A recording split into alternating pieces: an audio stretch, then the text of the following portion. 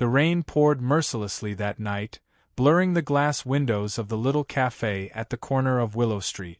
A man sat alone by the window, watching the reflection of city lights dance in the puddles outside. His name was Michael Reynolds, a 34-year-old architect with tired eyes and a heart that hadn't trusted love in years. He wasn't waiting for anyone special. Or at least that's what he had convinced himself. But in truth, he was waiting for a stranger he'd met only through words, messages exchanged in the silence of lonely nights. Tonight was the first time they'd agreed to meet face to face. If you believe in kindness, forgiveness, and second chances, then pause for a moment, hit the like button, share this story, and subscribe to the channel. Because sometimes the most beautiful connections begin when two broken souls dare to meet in the rain. Michael checked his watch again. She was late.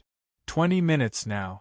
The waitress refilled his cup and he smiled faintly, though his heart sank with each ticking second. He had met Aisha through a charity website.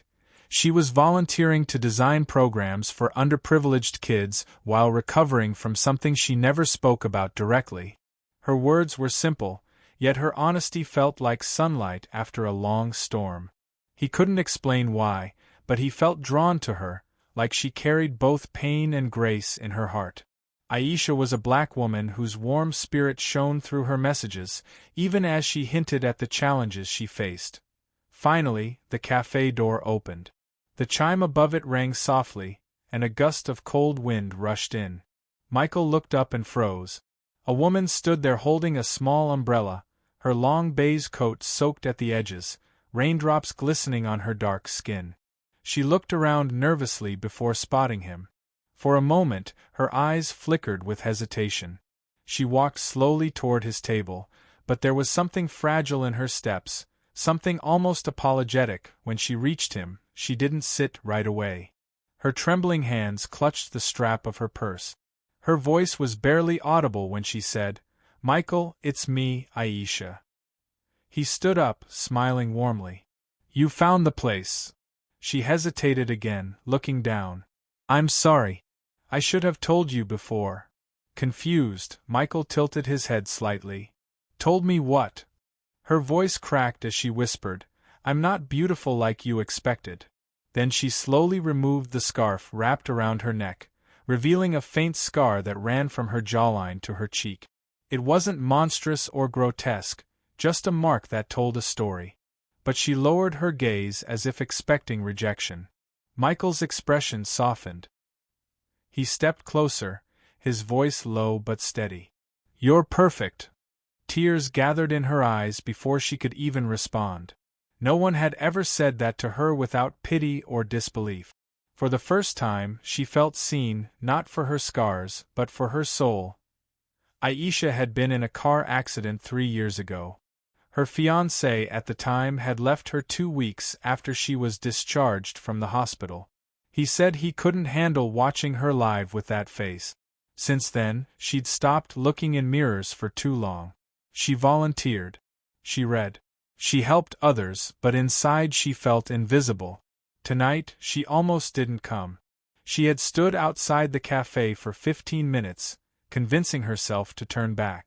But something about Michael's messages, his gentleness, his humor, his ability to talk about pain like it wasn't shameful, had given her the courage to walk through that door. As they talked, the cafe slowly emptied.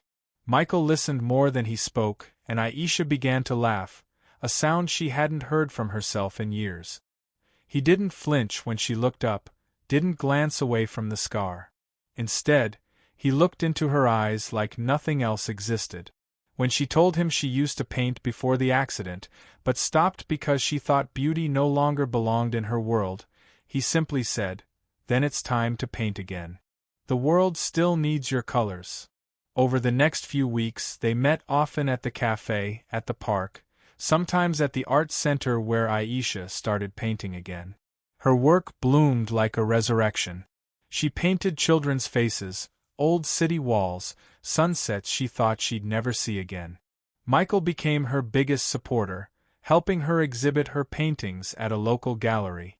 But behind her growing smile, Aisha still carried a quiet fear. She didn't know if his kindness was just sympathy. Late at night, she'd stand before the mirror and trace the scar with her fingertip, whispering to her reflection, "He deserves someone whole." The ghosts of her past still haunted her, the cruel whispers of her ex, the looks people gave her in public, the stares that never stopped burning. One evening, while Michael was helping her hang a new painting, she finally asked, "Why do you keep showing up for me?" He paused, then looked straight into her eyes. "Because when I was at my lowest, someone told me I was worth showing up for. I just want to pass that on." That night, Aisha realized something profound. Love wasn't about being flawless. It was about being brave enough to let someone see your flaws and still choose to stay. As months passed, Aisha's confidence began to rebuild. She started giving free art classes to kids at the community center. Michael would often show up after work, sitting quietly at the back, sketching on napkins while she taught. He never interrupted, never tried to take over. He was just there, steady, patient, real. But life, as it often does, tested her newfound peace. A journalist covering the community center wrote a feature about Aisha's art program. The article went viral, not for her paintings, but for her scar. Some online commenters were cruel, calling her the disfigured artist or suggesting Michael was only with her out of pity. Aisha tried to ignore it, but the old insecurities came rushing back like a flood. For 3 days, she didn't reply to Michael's calls or messages. She shut herself in her apartment, curtains drawn, heartbreak all over again. When Michael finally came to see her, she didn't answer the door. He stood outside, knocking softly, calling her name until his voice trembled. "Aisha, please open the door. Don't let them take away what you've built." There was silence for a long time, and then the door creaked open just an inch. Aisha's eyes were red from crying. "They're right, Michael," she said in a broken whisper. "You deserve someone who looks normal. Someone you wouldn't have to defend." Michael's jaw tightened. "You think I care about what strangers say?" "Aisha, I lost my wife 5 years ago to cancer. She didn't have hair. She couldn't walk. But she was the most beautiful person I ever knew. Beauty fades, souls don't." Tears streamed down Aisha's face as he continued, his voice trembling with emotion. "When I met you, I saw life in your eyes again. I saw someone who refused to give up. That's beauty, Aisha. That's what perfect looks like to me." And that moment broke the last wall around her heart. She stepped forward and hugged him, sobbing into his chest. "Thank you," she whispered, "for seeing me when I couldn't see myself." The next morning, Aisha returned to the community center. She stood before the children who adored her and taught them something new that day, not about art, but about courage. She told them that sometimes the world might call you broken, but only you can decide whether that's true. And when she looked up, Michael was standing by the doorway again, smiling softly. A year later, Aisha's artwork was displayed in a major city exhibition. The title of her collection was Perfectly Scarred. Her paintings reflected the raw beauty of imperfection. Faces with lines, hands with marks, eyes that had seen too much yet still sparkled with hope. Reporters asked her what inspired her art, and she simply said, "A man who taught me that love doesn't erase scars, it makes them part of your story." That night after the exhibition, Aisha and Michael walked under the city light. It wasn't raining this time. The air was calm and her heart was lighter than ever. She turned to him, smiling softly. "Do you still think I'm perfect?" she teased. He looked at her the same way he did that first night, without hesitation, even more than before. They stood silently for a moment, watching the stars shimmer above the skyline. Aisha reached out, taking his hand. "You know," she said, her voice quiet, "I used to hate mirrors, but now every time I look into one, I see the woman you believed I could be." Michael smiled.